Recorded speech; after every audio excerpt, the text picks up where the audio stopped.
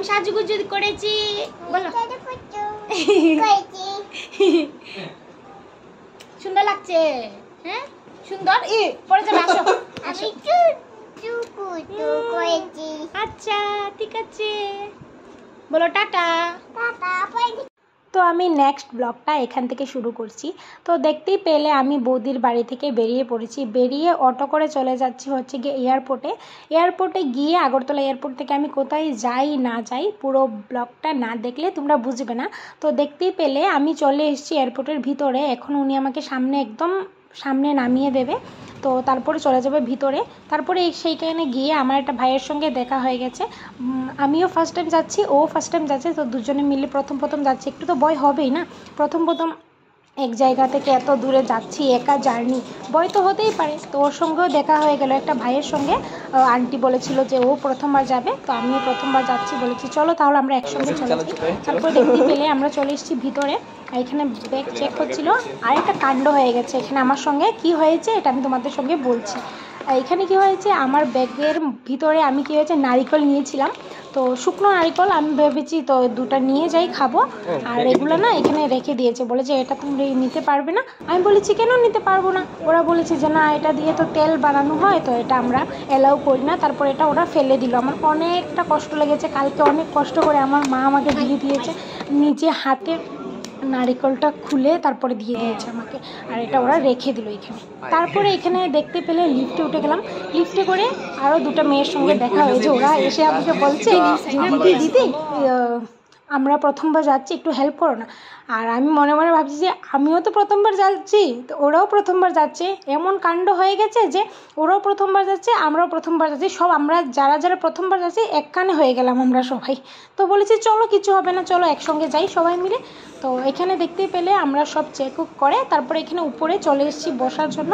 তো তারা যখন আমাদেরকে বলবে তখন যাব। তারপরে আমরা লাইনে দাঁড়িয়ে পড়লাম সবাই মিলে, এখানে ভাবছি আমরা প্রথম দাঁড়িয়ে প্রথমে চলে যাবো, একটু ভিডিও করে নেবো, একটু ফটো উঠে নেব। কী হয়েছে ওখান থেকে ওরা বলে দিচ্ছে যে এখন যাবে না, এখন হবে না, তোমরা বসো, আমরা একটু পরে তোমাদেরকে ডাকবো, সিরিয়াল ওয়াইজ ডেকে নেবে বলছে। তো আমরা তারপরে আবার চলে গেছিলাম আমাদের সিটে, সেখানে গিয়ে বসে একটু গল্প করে, বেশি সময় না 10-15 মিনিটের ভিতরেই আমাদেরকে ডেকে নিল, তারপর আমরা চলে আসলাম। তো আমরা চলে এসেছি, আমাদের ফ্লাইট, এই যে প্রথমবার যাচ্ছি, খুব এক্সাইটেড আমি, আর ও খুব এক্সাইটেড। তো এখানে সিকিউরিটি চেক ছিল আমার, ও তো আগেই করে নিয়েছে, তো এখানটায় ও সামনে দাঁড়িয়ে পড়েছে, পরে ও বলছে দিদি আমার কাছে আসো, তারপরে আমি ওর কাছে চলে গেছিলাম। তারপরে আমরা এখান থেকে চলে গেছিলাম একজন করে ভিতরে গিয়ে কি হয় না হয় দেখবে। প্রথমবার ফ্লাইট চড়ার এক্সপিরিয়েন্সটা তোমাদের সঙ্গে আমি শেয়ার করছি। এখানটাতে আমরা দাঁড়িয়েছি, বাইকটা খুব সুন্দর লাগছে, আর ও আর আমি বলছি প্রচণ্ড গরম, প্রচণ্ড, কারণ ভিতরে তো এসি ছিল, আর এখানেও ফ্লাইটের ভিতরে এসি। আর এখানটায় বাইরে যে আমরা দাঁড়িয়েছিলাম যখন ভিতরে যাচ্ছিলাম তখন কি বলবো, মানে প্রচণ্ড গরম, ঘেমে একদম শেষ, 2 মিনিটে আমরা দুজন। তাই আমরা সিটটা খুঁজছি, আমরা প্রায় সামনেই ছিলাম, বেশি পেছনে না, তার জন্য কি শব্দ, কি আওয়াজ, মাই গড। ও আর আমি তো কান ব্যথা হয়ে গেছে, আমার তো একটু পরে কান বন্ধ হয় আবার খোলে, কান বন্ধ হয় আবার খোলে। ওকে বলেছি কি রে তোরও কি এমন হচ্ছে, ও বলছে হ্যাঁ আমারও তো কানটা বন্ধ হয়ে যাচ্ছে আবার খুলছে। তো ফ্লাইটটা আমাদের 10 মিনিট না 20 মিনিট ডিলে ছিল। তো আমি একটা কথাই বলবো, জানি না কার এক্সপিরিয়েন্স কেমন ফ্লাইট চড়ার, ভাই আমার তো একদমই ভালো ছিল না। ওকে বলেছি তোমার কেমন লেগেছে, ও বলছে তিনি লাগেনি। তো কি হয়েছে, ও আর আমি ছিলাম বলে 3 ঘন্টা আমাদের গল্প করে কাটিয়ে দিয়েছি। আর কানে যে প্রচণ্ড আওয়াজটা ছিল, মানে কি বলবো, পুরো ফ্লাইটটার জার্নিটা যে আমাদের ছিল সেটা বোরিং একদম বোরিং ছিল। শুধু আমরা দুজন মিলে গল্প করে কাটিয়ে দিয়েছি 3 ঘন্টা। ঘুমিয়ে আসে না, এত শব্দ ঘুমিয়ে আসে না, আর কানটা তো একটু পর বন্ধ হয়ে যায়। যখন ছোট ছিলাম না, তখন যখন দেখতাম প্লেন উপর দিয়ে যাচ্ছে তখন নিচে থেকে হাই হাই বলতাম, আর মাকে বলতাম যে মা ওরা আমাদেরকে দেখতে পাচ্ছে না ছোট ছোট। মা বলতো ধত কোথা থেকে দেখতে পাবে তোদেরকে, ওরা একটু কিছুই দেখা যাবে না উপর থেকে, তোদেরকে কোথা থেকে দেখবে। আমরা বলছি না আমরা তো দেখতে পাচ্ছি প্লেন, তো আমাদেরকেও তো দেখতে পাবে। মা বলছে দেখতে পাবে, তোদেরকেও দেখতে পাবে। তো ফাইনালি চলে আসলাম 3 ঘন্টা পর দিল্লিতে। এখানে এসে আমরা গাড়ি করে চলে যাব হচ্ছে ভিতরে, ওখান থেকে আমরা দুজন আলাদা হয়ে যাব। ওকে নিতে একজন আসবে আর আমাকে নিতে কে আসে না আসে পুরো ব্লগটা দেখতে থাকো, না দেখলে বুঝবে না।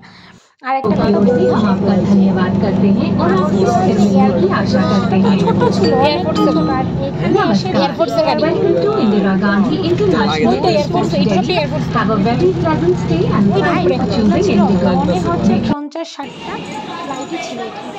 আর এখানে চলে এসেছি ভিতরে, আমরা বুঝতে পারছি না যে আমাদের ব্যাগ কোথায় আসবে, তো ওরা বলে দিয়েছে তো এখানে আসবে। তারপরে এখানে আমরা ব্যাগ নিয়ে ও তো চলে গেছে, বলছে দিদি আমি চলে যাই, আমাকে নিতে তো একজন চলে এসছে। আমি চলে যাও তুমি। আর আমাকে নিতে কে আসছে বলো তো? দেখতেই পাচ্ছ তো সামনে, এটা কে বলো তো? হ্যাঁ ঠিকই ধরেছে, আমার বর। তো আমি আমার বরের কাছে এসেছি। কত দিনের জন্য এসেছি, কিসের জন্য এসেছি, কোয়ার্টারে যাচ্ছি কি না যাচ্ছি, অনেকে অনেক প্রশ্ন করে নিয়েছে আমাকে, সবার প্রশ্নের উত্তর দেব। তো বরের কাছে এসেছি, তার মানে তো কোয়ার্টারেই যাব।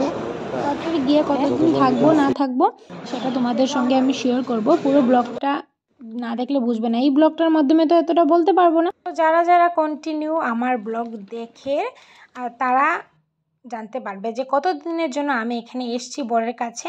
তো এখানে আমরা চলে এসেছি মেট্রোতে।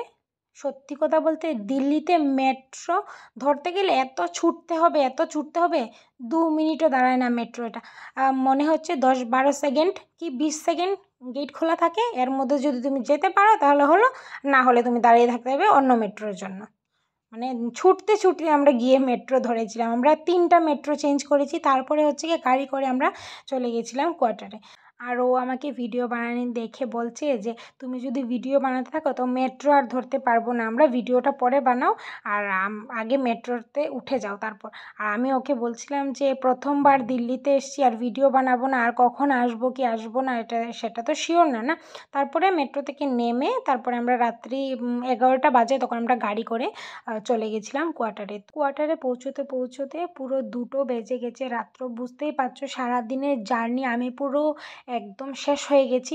ভোর 5টাতে উঠেছি, বের হয়েছি বাড়ি থেকে, আর এখানে রাত্র 2টা বাজে। সো দেখতে পাচ্ছ আমি কিভাবে বসে পড়েছি আসন করে একদম গাড়ির মধ্যে, আর গাড়িতে কেউই নেই। এই যে আমার বড় পেছনে, ওই এই সাইডে পেছনে দেখা যাচ্ছে না তো, এটা একটা ঢাবা, এখানে এসছে সবাই খাওয়া দাওয়া করতে, আর আমি কিছুই খাইনি কারণ প্রচণ্ড ঘুম পাচ্ছে তার জন্য। তো চলে এসছি আমরা প্রায় আমাদের কোয়ার্টারের কাছাকাছি। তো ভিতরে আমাদের সঙ্গে গাড়ির মধ্যে আরও 2জন ছিল, একটা মেয়ে ছিল আর একজন পুরুষ ছিল। তো তাদেরকে বলেছে যে তোমরা যেতে পারবে না, তোমরা সাইডে দাঁড়িয়ে থাকো, ওরা যেতে পারবে। তো ড্রাইভার ওদেরকে বলছে তোমরা একটু সাইডে দাঁড়াও, 2 মিনিটে আমি ওদেরকে ভিতরে দিয়ে আসি।